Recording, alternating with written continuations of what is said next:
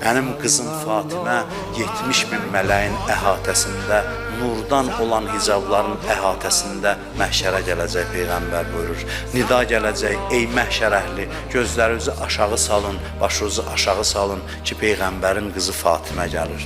Deyir, nur məhşəri bürüyəcək, Fatimə əzəmətli qədəmləri ilə məhşərə daxil olacaq. Ona deyəcəklər ki, daxil ol cənnətə. Fatimə cənnətə daxil olmamışdan qabaq arxaya baxacaq. Arxaya baxanda Allahdan nida gələcək ki, Fatimə, elə bil nəsə ürəyindən bir istək keçir. Denən ki, istəyi yerinə yetirək. Deyir, ilah, istəyirəm məhşər əhlinə məni tanıtdırasan nəhayət. Fatimə deyər ki, mən tək cənnətə getmək istəmirəm. Bizi sevənlər, bizi sevənləri sevənlər, hamısı mənimlə getməyincə mən addım atmaram. Bütün məhşərin bir arzusu olar, kaş Fatimilərdən olardı.